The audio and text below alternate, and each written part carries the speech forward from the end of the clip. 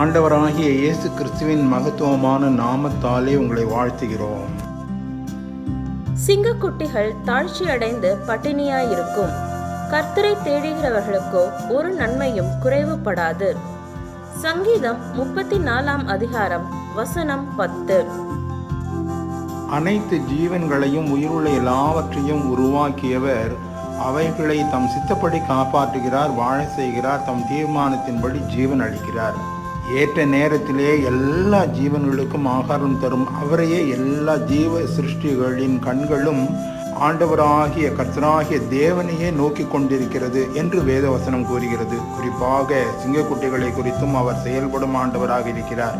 யோபுவின் புத்தகத்திலே தம்முடைய சிருஷ்டிகளை குறித்து எத்தனை அக்கறையுடன் செயல்படுகிறார் என்று பார்க்கும் பொழுது இதை நாம் காணலாம். சிங்கத்துக்கு இரையை வேட்டையாடி சிங்கக்குட்டிகள் தாங்கள் தங்கும் இடங்களிலே கிடந்து கெபியிலே பதிவிருக்கும் போது அவைகளின் ஆசையை திருப்தியாக்குவாயோ என்று அவர் கேள்வி கேட்கிறார். இத்தனையாக தம் சிருஷ்டிகளுக்காக பொறுப்பேற்கும் கர்த்தர் தாமே சிருஷ்டிகளின் சிகரமாய் தாம் உருவாக்கிய தம்முடைய ஜீவ சுவாசத்தையே அழித்து மனிதனை உயிருள்ள மனிதனாக மாற்றியவர் அவனை குறித்து கவலையற்றிருப்பாரோ? அதிலும் அவரையே நம்பி விசுவாசித்து தேடுகிறவர்களாக இருந்தால் அவர்களை குறித்து எத்தனை அதிகமாய், எத்தனை கரிசனையாய், எத்தனை கிருபையாய் அவர்களை அவர் அன்பாய் பொறுப்பேற்கிறார்.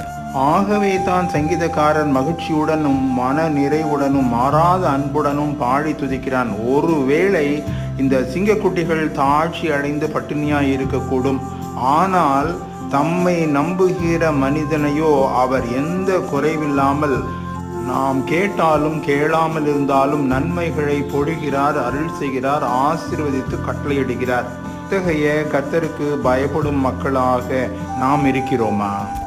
அப்படி இருப்போமானால் நாம் எந்த நிலையில் இருக்கிறோம் என்பதை அறிந்த ஆண்டவராகிய இயேசு கிறிஸ்து எந்த நன்மை நமக்கு தேவை என்று அறிந்த அவர் குறைவின்றி கொடுப்பேன் என்று வாக்களிக்கிறார்.